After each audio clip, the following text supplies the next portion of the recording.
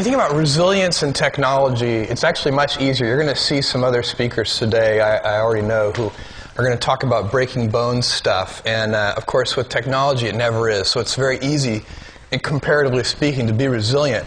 But I think it's also, if we look at what happened in the internet, it was such an incredible last, half a dozen years that it's hard to even get the right analogy for it. And a lot of how we decide how we're supposed to react to things and what we're supposed to expect about the future depends on how we bucket things and how we categorize them.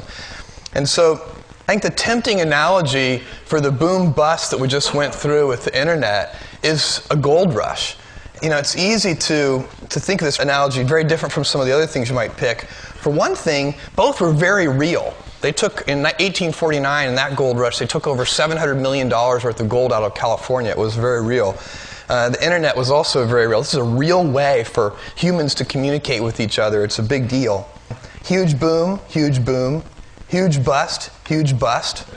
You keep going. In both things, there were lots of hype. I don't have to remind you of all the hype that was involved in the internet, the getrich.com. But you had the same thing with the gold rush. Gold, gold, gold. 68 rich men on the steamer Portland. Stacks of yellow metal.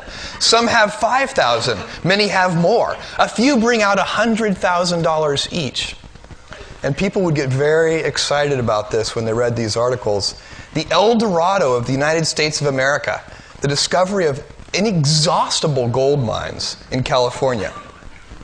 And the parallels to the gold rush and the internet rush continue very strongly. So many people left what they were doing. What would happen is, and the gold rush, it went on for years. People on the East Coast in 1849, when they kind of first start to get the news, they think, this isn't real. But they keep hearing about people getting rich. And then in 1850, they still hear that and they think it's not real. By about 1852, they're thinking, am I the stupidest person on earth by not rushing to California? And they start to decide they are. These were community affairs, by the way. Local communities on the East Coast would get together, and whole teams of 10, 20 people would caravan across the United States, and they would form companies. These were typically not solitary efforts. But no matter what, if you were a lawyer or a banker, people dropped what they were doing, no matter what skill set they had, to go pan for gold. This guy on the left, Dr. Richard Beverly Cole, he lived in Philadelphia, and he took the Panama route. They would take a ship down to Panama, cross the isthmus, and then take another ship north. This guy, Dr. Toland, went by covered wagon to California. This has its parallels too. Doctors leaving their practices. These were both very successful, physician in one case, surgeon in the other. Same thing happened on the internet. You get drcoop.com. In the gold rush, people literally jumped ship. The San Francisco harbor was clogged with 600 ships at the peak because the ships would get there and the crews would abandon to go search for gold. So there were literally 600 captains and 600 ships. They turned the ships into hotels because they couldn't sail them anywhere. You had .com fever and you had gold fever. And you saw some of the excesses that the .com fever created, and the same thing happened. The fort in San Francisco at the time had about 1,300 soldiers. Half of them deserted to go look for gold. And they wouldn't let the other half out to go look for the first half because they were afraid they wouldn't come back. And one of the soldiers wrote home, and this is the sentence that he put: the struggle between right and $6 a month and wrong and $75 a day is a rather severe one. It had bad burn rate in the gold rush. Very bad burn rate. This is actually from the Klondike Gold Rush. This is the White Pass Trail. They loaded up their mules and their horses, and they didn't plan right, and they didn't know how far they would really have to go, and they overloaded the horses with hundreds and hundreds of pounds of stuff. And in fact, it was so bad that most of the horses died before they could get where they were going, and it got renamed the Dead Horse Trail. And the Canadian Minister of the Interior wrote this at the time: thousands of pack horses lie dead along the way, sometimes in bunches under the cliffs, with pack saddles and packs where they've fallen from the rock above, sometimes in tangled masses filling the mud holes and furnishing the only footing for our poor pack animals on the march. often, I regret to say, exhausted but still alive, a fact we are unaware of until after the miserable wretches turn beneath the hooves of our cavalcade. The eyeless sockets of the pack animals everywhere account for the myriads of ravens along the road. The inhumanity which this trail has been witness to, the heartbreak and suffering which so many have undergone, cannot be imagined. They certainly cannot be described. And, you know, without the kind of the smell that would have accompanied that, we had the same thing on the internet. Very bad burn rate calculations. I'll just play one of these, and you will remember it. This is a commercial that's played on the Super Bowl in the year 2000. You said you had a large selection of invitations. What we do. Then why does she have my invitation? What may be a little thing to some. You are mine, little man. Could be a really big deal to you. Is that your wife? Well, for another 15 minutes. After all, it's your special day. OurBeginning.com. Life's an event. Announce it to the world. It's very difficult to figure out what that ad is for. But they spent $3.5 million in the 2000 Super Bowl to air that ad, even though at the time they only had $1 million in annual revenue. Now here's where our analogy with the gold rush starts to diverge, and I think rather severely. And that is, in a gold rush, when it's over, it's over. Here's this guy. There are many men in Dawson at the present time who feel keenly disappointed. They've come thousands of miles on a perilous trip, risked life, health, and property, spent months of the most arduous labor a man can perform, and at length, with expectations raised to the highest pitch, have reached the coveted goal only to discover the fact that there is nothing here for them. And that was, of course, the very common story. Because when you take out that last piece of gold, and they did incredibly quickly. I mean, if you look at the 1849 gold rush, the entire American River region, within 2 years, every stone had been turned. And after that, only big companies who used more sophisticated mining technology started to take gold out of there. So there's, I think, a much better analogy that allows you to be incredibly optimistic. And that analogy is the electric industry. And there are a lot of similarities between the internet and the electric industry. With the electric industry, you actually have to, one of them is that they're both sort of thin horizontal enabling layers that go across lots of different industries. They're not, you know, it's not a specific thing. But electricity is also very, very broad, so you have to sort of narrow it down. You know, it can be used as an incredible means of transmitting power. It's an incredible means of coordinating in a very fine-grained way information flows. There's a bunch of things that are interesting about electricity. And the part of the electric revolution that I want to focus on is sort of the golden age of appliances. The killer app that got the world ready for appliances was the light bulb. So the light bulb is what wired the world. And they weren't thinking about appliances when they wired the world. They were really thinking about, they weren't putting electricity into the home. They were putting lighting into the home. And, but it got the electricity everywhere. It took a long time. This was a huge, as you would expect, a huge capital build-out. All the streets had to be torn up. This is work going on down in lower Manhattan, where they built some of the first electric power generating stations. And they're tearing up all the streets. The Edison Electric Company, which became Edison General Electric, which became General Electric, paid for all of this digging up of the streets. It was incredibly expensive. But that is not the, and that's not the part that's really most similar to the web. Because remember, the web got to stand on top of all this heavy infrastructure that had been put in place because of the long-distance phone network. So all of the cabling and all of the heavy infrastructure, I'm going back now to sort of the explosive part of the web in 1994 when it was growing 2,300% a year. How could it grow 2,300% a year in 1994 when people weren't really investing in the web?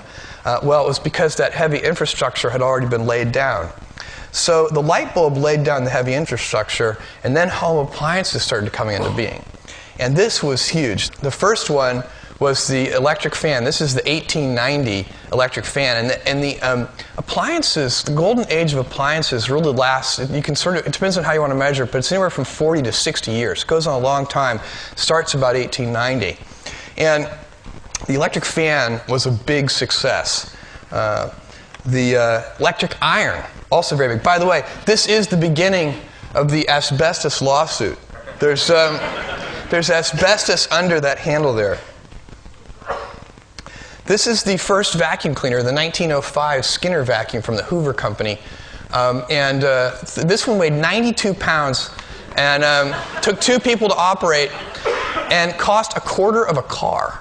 So it wasn't a big seller. This was truly, truly an early adopter product, the 1905 Skinner vacuum. But 3 years later, by 1908, it weighed 40 pounds. Now, not all these things were highly successful. This is the electric tie press, which never really did catch on. People, I guess, decided that they would not wrinkle their ties. These never really caught on either. The electric shoe warmer and dryer, never a big seller. This came in like 6 different colors. I don't know why. But I thought, sometimes it's just not the right time for an invention. And maybe it's time to give this one another shot. So I thought we could build a Super Bowl ad for this, but we'd need the right partner. And I thought that would really work, to give that another shot. Now, the toaster was huge because they used to make toast on open fires, and it took a lot of time and attention. Now, I want to point out one thing. This is, you guys know what this is. They hadn't invented the electric socket yet. So this was, remember, they didn't wire the houses for electricity. They wired them for lighting. So your appliances would plug in. Each room typically had a light bulb socket at the top, and you'd plug it in there. In fact, if you've seen the Carousel of Progress at Disney World, you've seen this. Here are the cables coming up into this light fixture. All the appliances plug in there. And you would just unscrew your light bulb if you wanted to plug in an appliance. The next thing that really was a big, big deal was the washing machine. Now, this was an object of much envy and lust. Everybody wanted one of these electric washing machines. On the left-hand side, this was the soapy water, and there's a rotor there that this motor is spinning, and it'd clean your clothes. This is the clean rinse water. So you'd take the clothes out of here, put them in here, and then you'd run the clothes through this electric wringer. And this was a big deal. You'd keep this on your porch. It was a little bit messy and kind of a pain, and you'd run a long cord into the house where you could screw it into your light socket. And that's actually kind of an important point in my presentation, because they hadn't invented the off switch. That was to come much later, the off switch on appliances, because it didn't make any sense. I mean, you didn't want this thing clogging up a light socket. So, when you were done with it, you unscrewed it. That's what you did. You didn't turn it off. And as I said before, they hadn't invented the electric outlet either. So the washing machine was a particularly dangerous device. And when you research this, there are gruesome descriptions of people getting their hair and clothes caught in these devices. And they couldn't yank the cord out because it was screwed into a light socket inside the house. And there was no off switch, so it wasn't very good. And you might think that was incredibly stupid of our ancestors to be plugging things into a light socket like this. But, before I get too far into condemning our ancestors, I thought I'd show you, this is my conference room. This is a total kludge, if you ask me. First of all, this got installed upside down, this light socket, and so the cord keeps falling out, so I taped it in. This is don't even get me started, but that's not the worst one. This is what it looks like under my desk. I took this picture just 2 days ago. So we really haven't progressed that much since 1908. It's a total mess. And, we think it's getting better. But have you tried to install 802.11 yourself? I challenge you to try. It's very hard. I know PhDs in computer science, this process has brought them to tears. Absolute tears. And that's assuming you already have DSL in your house. Try to get DSL installed in your house. The engineers who do it every day can't do it. They have to, typically they come 3 times And one friend of mine was telling me a story. Not only did they get there and have to wait, but then the engineers, when they finally did get there for the third time, they had to call somebody, and they were really happy that the guy had a speakerphone, because then they had to wait on hold for an hour to talk to somebody to give them an access code after they got there. So we're pretty kludgy ourselves. By the way, DSL is a kludge. I mean, this is twisted pair copper that was never designed for the purpose it's being put to, and it's, it's the whole thing. We're very, very primitive. And that's kind of the point, because, resilience, if you think of it in terms of the gold rush, then you'd be pretty depressed right now, because the last nugget of gold would be gone. But the good thing is, with innovation, there isn't last nugget. Every new thing creates 2 new questions and 2 new opportunities. And if you believe that, then you believe that where we are, this is what I think, I believe that where we are with the incredible kludge, and I haven't even talked about user interfaces on the web, but there's so much kludge, so much terrible stuff. We are at the 1908 Hurley washing machine stage with the internet. That's where we are.